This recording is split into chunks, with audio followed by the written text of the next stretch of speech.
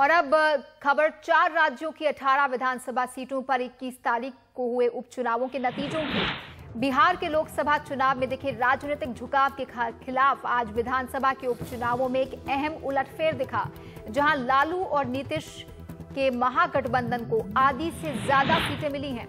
बिहार में 10 सीटों पर आए नतीजों में आरजेडी, कांग्रेस और जेडीयू के महागठबंधन को 10 में से 6 सीटें मिली, जबकि बाकी 4 सीटें बीजेपी के खाते में गईं। इन 6 में से आरजेडी को 3, जेडीयू को 2 और कांग्रेस को सिर्फ 1 सीट मिली है, जबकि बीजेपी को 4 सीटें मिली हैं। बीजेपी को मिली सीटों में नरकटियागंज, मोहनिया, हाजीपुर और बांका है। जेडीयू को जाले और परबत्ता की सीटें मिली हैं और आरजेडी को राजनगर, छपरा, मोहिउद्दीन नगर की सीटें मिली हैं। कांग्रेस को सिर्फ 1 भागलपुर की सीट मिली है। पंजाब की तरफ रुख करें तो वहां दोनों सीटों के नतीजों पर आम आदमी पार्टी बुरी तरह से हारी है। दोनों सीटों पर उसके उम्मीदवारों की जमानत जब्त हो गई। पटियाला से कांग्रेस की परनीत कौर ने जीत दर्ज की 23,000 से ज्यादा मतों से। तलवंडी साबो सीट अकाली दल बादल के उम्मीदवार ने 46,000 मतों के अंतर से जीती है। कर्नाटक में शिकारीपुरा की सीट बीजेपी ने जीती, जबकि अन्य 2 सीटें बेल्लारी और चिक्कोडी कांग्रेस के खाते में गईं। मध्य प्रदेश में बीजेपी ने आगर और विजय राघवगढ़ की सीट जीत ली है और बाहोरबंद की सीट कांग्रेस ने जीती है। और अगर हम बिहार पर लौटें तो यहाँ सबसे ज्यादा चर्चे हो रहे हैं महागठबंधन के, जिसने रंग दिखाया है। 20 सालों के बाद लालू और नीतीश साथ आए और उनके इस गठबंधन ने 6 सीटें जीतकर साबित किया कि अगर दोनों साथ हो जाएं तो बीजेपी का मुकाबला कर सकते हैं, उसे पछाड़ भी सकते हैं। और ये आने वाले लोकसभा चुनावों के लिए क्या मायने रखता है, 2015 में जो विधानसभा के जो चुनाव होने, माफ कीजिए, वो उसके लिए क्या मायने रखता है, इस पर बातचीत करेंगे हम अपने सहयोगी मनीष कुमार के साथ, जो कि पटना में मौजूद हैं।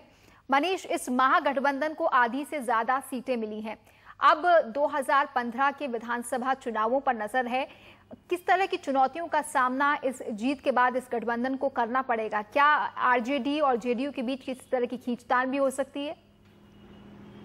देखिए, कोई भी गठबंधन होता है तो उसमें खींचतान अंतिम समय तक होती रहती है, लेकिन दोनों पार्टी के जो शीर्ष नेता हैं, वो या लालू यादव हो या नीतीश कुमार, दोनों को ये भली भांति मालूम है कि जब तक वो साथ रहेंगे बीजेपी का मुकाबला कर सकते हैं, बीजेपी को चेकमेट कर सकते हैं। लेकिन वो अगर अलग अलग राह पर जाएंगे तो बीजेपी को बिहार की सत्ता में आने से वो रोक नहीं सकते हैं। और यही एक सच्चाई थी जिसके कारण दोनों नेता आपसी मतभेदों के बावजूद इस चुनाव में वो साथ लड़े और एक दूसरे को वो समय समय पर सहारा देते रहे हैं। इस चुनाव का आज जो उपचुनाव का परिणाम है, बीजेपी के लिए आप कह सकते हैं कि करारा झटका है। खासकर 2 सीटों पर उनकी हार, भागलपुर की सीट वो काफी दिनों से जीतते रहे, काफी वर्षों से जीतते रहे। उस सीट पर कांग्रेस का एक बार फिर जीतना निश्चित रूप से, जहां पर उनके पार्टी के कदावर नेता हों, अश्वनी चौबे, शाहनवाज हुसैन, सबने अपनी पूरी शक्ति वहां झोंकी थी।